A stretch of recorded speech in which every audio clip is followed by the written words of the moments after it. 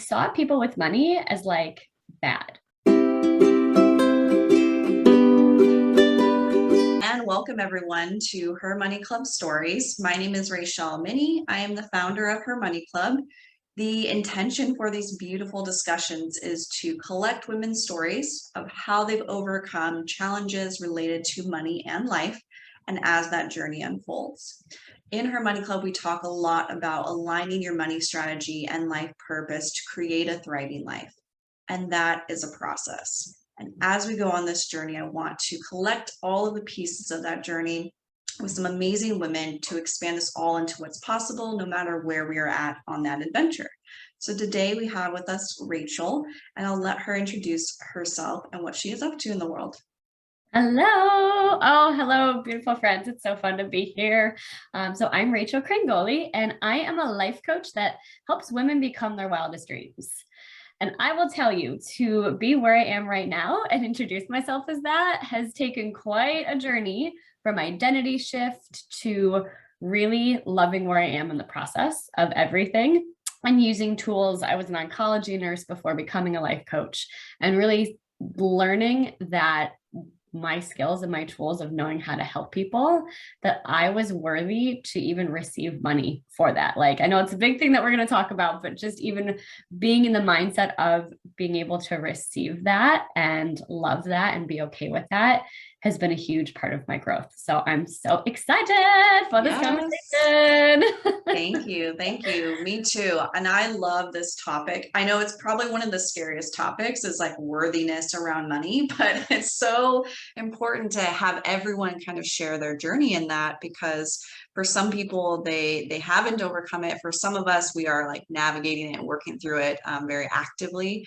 And so I would love to hear if there was maybe one pivotal moment or like one shift in identity you mentioned that helped you kind of take that leap into worthiness around money. Yeah. Oh, that's so good. Oh, well, to weave the story, right? A lot of coaching, honestly. But I really had to look at my own experience with money and like, well, what did I learn? What was I taught about money? Why do I think these things about money? And I grew up, middle class. I went to an all-girls private, very well-off school. And I saw people with money as like bad because they weren't nice to me. And so I, for a long time, associated having money with not being a good person. So not having money made me better in my mind than people with money. And I got to a point in my career with nursing where I just knew there was a better way to help people, and I wanted to run with it. And so when I started my own business, I was not charging nearly what I charge now, because I didn't think, one, my work was worth it, or two, that it was okay to exchange my services for money. Like, it very much was this mindset of like, no, like, people just need this. Like, I don't need to charge this. Like, I just want to help people. I want to save people, and I don't need anything in return, and not seeing it as this equal thing. So I think a pivotal shift for me was really seeing like, okay, number one, like, no one is better than anybody. If you have money or if you don't, like, money is just a circumstance, and it's your thoughts about it that really like, create your experience with it. So doing a lot of soul work of like, okay, why am I even thinking these things, and changing my own experience and what I thought about money was a huge part of it. But really, I think the pivotal moment was saying like, I have something so valuable in the world, and people need this, and it's up to me to show them the value of it. I'm not just out here being like, let me take your money. It's like, no, like, this will save your life. Like, you need to go out and live your life so you don't get sick. And like, that is, you can't put a price on that. So really, like, and for me, charging what I did when I started, and it was low and fine, right? Like, get your experience. And I always think like, charge what you're comfortable with too, because that's what sells it. But doing that gave me more of the experience to grow the confidence and grow this identity of, no, like, I'm a coach and this works, and here's why. And just getting more comfortable and in love with, it's not even about the money. I think that's the most ironic part. We talk about money, but it's not even about the money. Like, that's the pivotal change, is just seeing like, money has nothing to do with it. It's my thoughts about the money. Yeah. Yeah. And my And experience like is taking that quite, responsibility and power back, like you are yeah, in control of that. So that's like a really powerful like realization. So I love yeah, that. yeah, I'm curious now, because this has come up a number of times for those who have kind of bridged over into transitioning into a business. And we've all, myself included, experience like charging way too low of fees. And so I'm just curious, like on like from where you started to where you're at now, like where did you start from a price point and like where are you at now? And if there was any advice that you would give anyone who's kind of in that beginning phase of not even knowing what to charge is often a question I get, but also like how did you kind of work through that? yeah. No, it's a great question. So I just picked a number and I said Yeah. $100 an hour. Nice.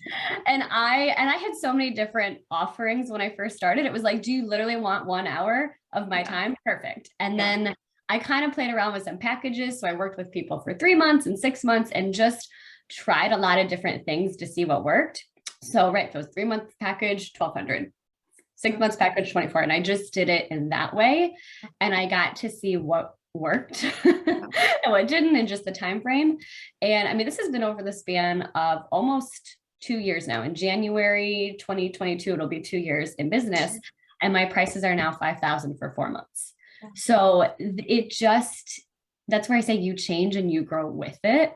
And when you can really see, oh, these are the results that people get, like, yes, Yeah. of course. It's like a full body yes. And I love what you describe in that. And I, same thing, had a similar situation where I was doing financial plans and the money didn't feel good, like because it Yeah. was so low, because it was, you get excited and kind of amped up around like just getting paid to do what you love.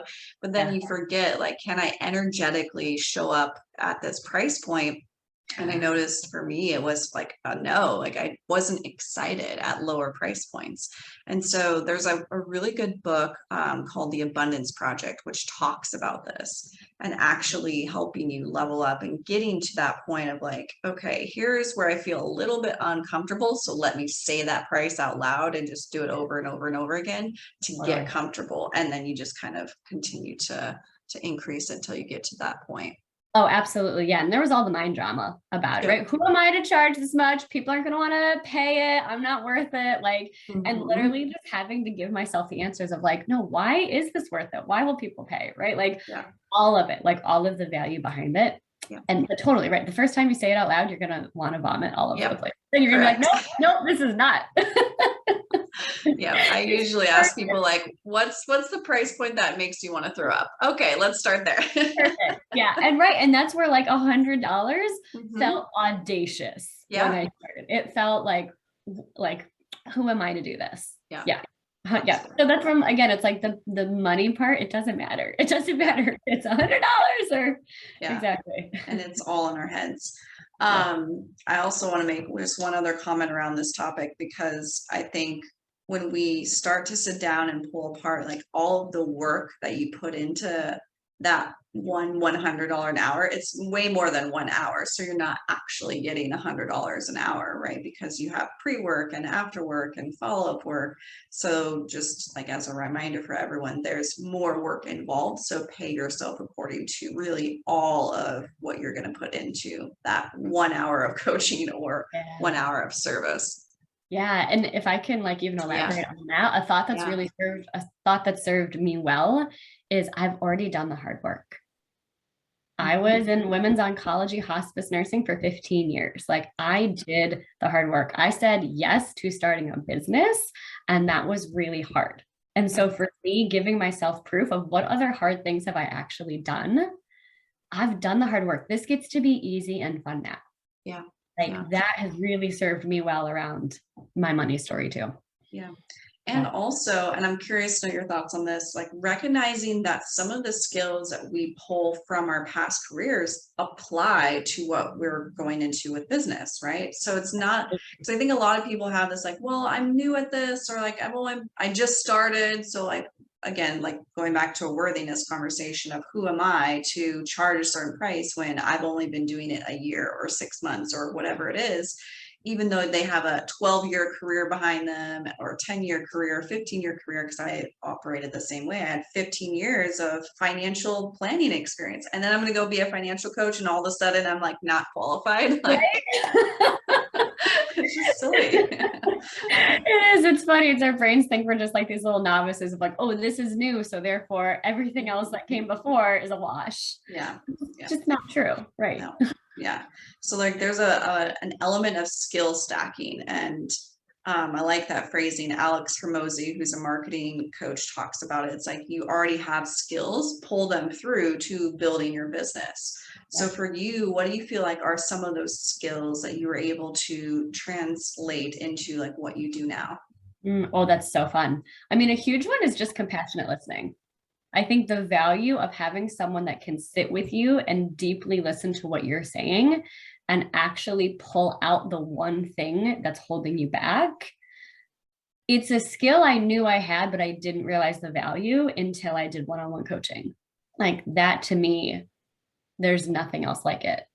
And more than that, my creativity of I've created my own tools from what I learned at the bedside about emotional and spiritual health into really fun exercises. I have a like expert energy blueprint where we really get deep of what do you want? And if it's hard to make decisions, you make them based on your blueprint where you've already laid out like this is how I want to feel, this is what I want to do in my life, like etc. So even just turning things that again I knew into my own like life form has been really fun. Yeah. Yeah. Wow. That's incredible and so good to like hear. And I love the intangible, right? Like compassionate listening. It's not something that's going to be on your resume per se, or like something in a job description, but it's so important. And especially if you've never experienced that on the receiving end or on the giving end, you don't even know like how powerful that can be. So I appreciate that. I want to transition here a little bit into just how your money journey has unfolded. Lately, you're almost 2 years in business now. So how did that kind of transpire over time? And I know something we both want to normalize is it's not like this, I'm here world and I'm making 6 figures or 7 figures or whatever it might be, but like, how have you progressed and how has that felt along the way? Yeah. Oh, how funny. I mean, it's not terrible and great, right? Like, Yeah. I want to just normalize, like, as you grow and you level up, it kind of feels terrible. Like, you're going to have weeks where you're like, what am I doing? I feel like every day I would wake up feeling like a new person, honestly. So, like, I would love to say, oh, it's just great. But like, it makes you question and really look at yourself in the mirror to say, like, what do I want to believe about this? Because my money story was not working for me, right? It was just not. So really kind of making friends with where I was. And I think that's a really good lesson of like, make friends with where you are in the process, because that when I could just like lean back and accept like where I was, because I definitely was undercharging for what I was delivering for the first year in my business. I could have made a lot more money, and just making peace with like, but look at all the experience I've gained. And if I really just sat with, wow, like I'm creating so much value here and I'm meeting beautiful people and I'm having so much fun, like concentrating more on that got me in the space where I felt more comfortable increasing my prices. Where when I fought the feeling of like, I should be charging more, like I'm way over delivering, and I was almost resentful and angry over it, like thinking I should be farther ahead, that just stalled me more. And that was the discomfort to get over, really. And also making peace. Like I worked while I was building my business. So I think there's sometimes a stigma around that of like, no, like if you're not 100% in, you're not in. And I just disagree with that. And I think you can shift your identity. And for me, it was a really big identity shift from the service-based industry where you just give all of yourself to entrepreneurship, where like, no, there's a little bit of an equal field there where like you receive for the gifts that you have. And being in both spaces at once and being able to transition my identity in that space really helped me kind of love where I was in what I was charging, because I wasn't reliant on my client to pay my bills. And it wasn't like this, like, I need you to say yes so that I can survive. It was this very organic, it just made it easier, I think. I mean, I don't really know any different, but for me, it made it easier where I just could have fun and like be where I needed to be in my business through that discomfort where I thought it wasn't working or I was questioning everything. I wasn't reliant on it. And so I think that really made it easier. So if that sounds like where you are, if this is like resonating, like, don't beat yourself up or think like you should be further ahead because you're still working and building your business. Like, where is that the best thing for your business right now? Like that was the thought that really helped me, of like, this is the best thing for my business. Yeah.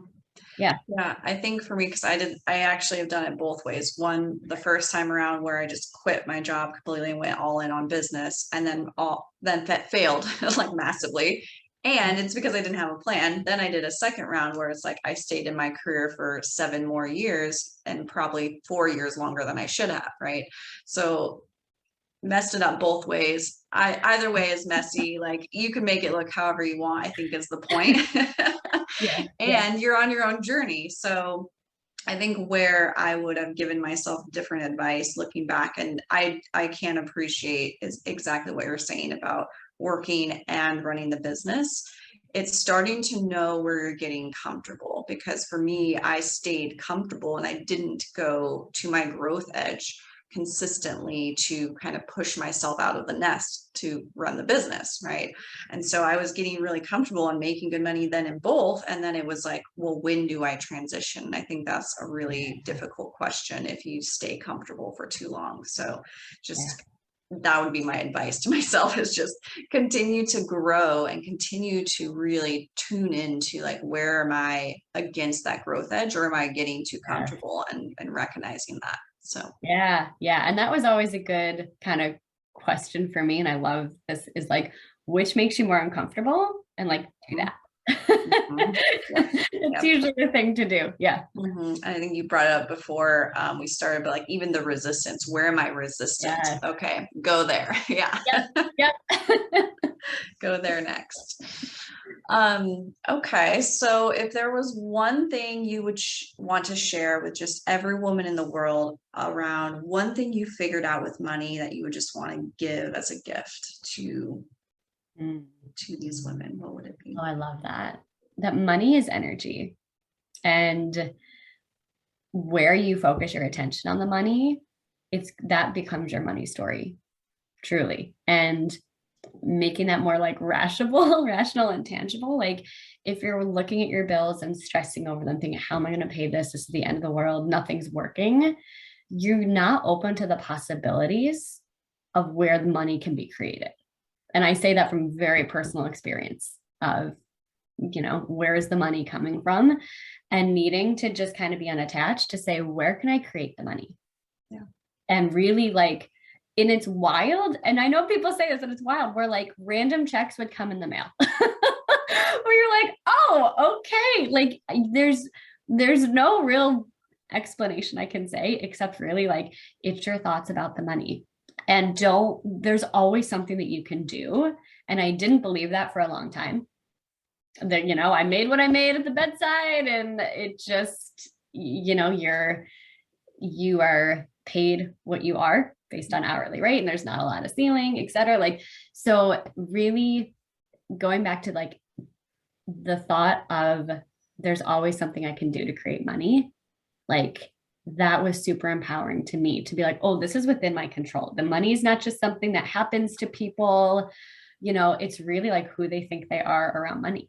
Yeah. And yeah, because I'm here, like, it's accessible to me. Yeah. It's as simple as like the air that you breathe. Like, you could just breathe in money. And I mean, this has taken years to get to this point. This is not just a snap my finger and it was like, aha, like, this is really looking inside myself of, what do I think about money? What do I think about myself? Who do I think I am with money? Right? I thought money was going to change me for a long time. And so I resisted it because I didn't want to be like those other snobby people that I had experiences with.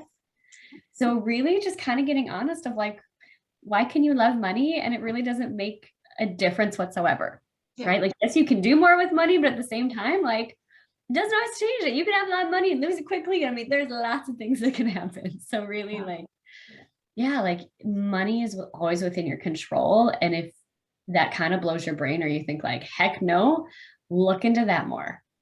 Like I like with all of the love, like that can set you free. Yeah, I Yeah. agree wholeheartedly. And I love that you brought this up. It's something that I talk about a lot. And I think I've been expanded so much in the possibilities with money. I feel like sometimes I talk out of touch for some people. So, in your eyes, in your perspective, and in your words, I would love to hear if you have a specific example or story around where you did create more possibility with money in different like forms. Just something that for you was like this pivotal, like, oh my gosh, I didn't realize I could create money in this way. Yeah. I mean, well, I think the first big thing was when I had like my first even 5,000 pay in full client. Yeah. Where it was like, wait, this exists. Like I had my highest earning month that I've like ever in my life. And it honestly blew my mind of like, wait, this, and it was easy.